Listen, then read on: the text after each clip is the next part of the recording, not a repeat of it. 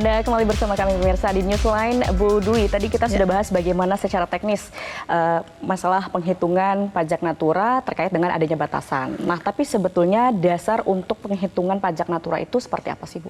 Ya, karena memang yang diterimanya ini dalam bentuk benda atau fasilitas, maka kemudian untuk menentukan berapa sih besarnya yang dikenakan pajak itu didasarkan kepada nilai pasar atau berapa sih imbalan yang seharusnya diterima. Misalnya kalau berupa fasilitas apartemen gitu ya. Nah, apartemen kan mungkin nggak mungkin kalau misalnya apartemen 2 bedroom harganya cuma 500 juta gitu kan. Nah itu maka yang kita lihat adalah nilai pasar gitu. Terus kalau misalnya intinya adalah kita melihat ingin juga memberikan keadilan, tidak semena-mena juga, maka menentukannya adalah dengan melihat berapa sih harga pasarnya atau berapa sih imbalan yang seharusnya diterima itu sesuai dengan kelaziman yang berlaku. Oke, dasarnya adalah sebenarnya bagaimana nilai pasar ya. Iya, betul. Baik. Seperti kita ketahui ketentuan PPh dalam Undang-Undang HPP berlaku sejak tahun 2022. Nah, lalu bagaimana dengan pajak natura ini? Kapan mulai diberlakukannya? Jadi PMK mengenai natura ini itu memang baru dikeluarkan bulan Juli tahun 2022. Tahun pajak 2022 keberlakuannya. Atau mungkin lebih mudahnya saya wrap up lagi seperti ini. PMK ini dikeluarkan bulan Juli 2023 yang diberlakukan untuk tahun pajak 2022. Artinya ini baru bisa diimplementasikan untuk tahun pajak 2022, tetapi hanya untuk sisi pemberi kerjanya. Dalam artian bahwa yang dikeluarkan di tahun untuk tahun pajak 2022 itu boleh dibiayakan oleh pemberi kerjanya, tetapi oleh penerimanya, oleh karyawannya itu belum terhutang sebagai yang harus dikenakan pajak, intinya masih diberikan pembebasan. Tetapi untuk yang di tahun pajak 2023 ini sudah sepenuhnya berlaku. Tetapi karena ini baru bulan Juli keluarnya, jadi perusahaan baru punya kewajiban untuk melakukan pemotongan itu mulai Juli 2023. Nah, bagaimana dengan Januari sampai dengan Juni? Nah, itu kalau memang ada yang harus dikenakan natura, maka kemudian penerima atau dalam hal ini karyawan itu membayar sendiri, dihitung sendiri nanti pada saat menyampaikan SPT tahunan di tahun 2024.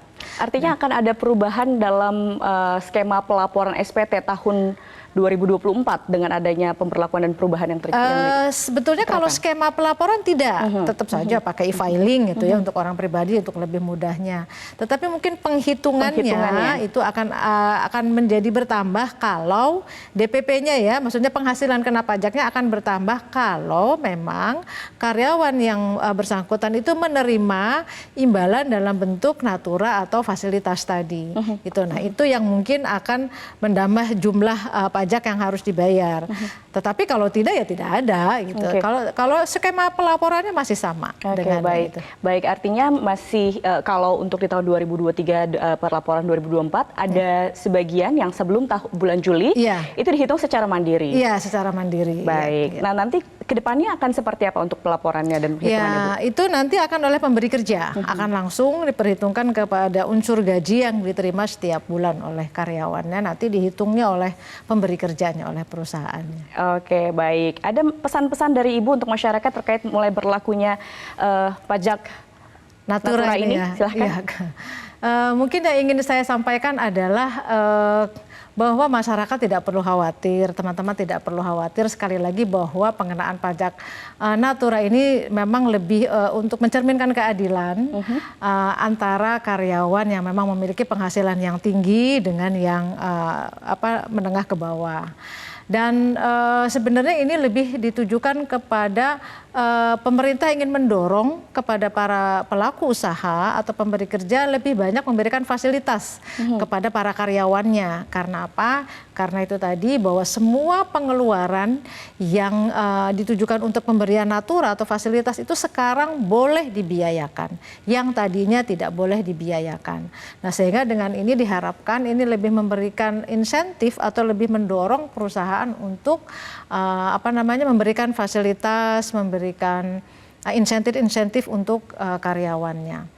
Dan sekali lagi tidak perlu khawatir fasilitas kerja yang misalnya tadi berupa laptop, handphone atau apapun bentuknya yang memang digunakan untuk kepentingan pekerjaan itu tidak dikenakan, dikecualikan dari pengenaan pajak natura.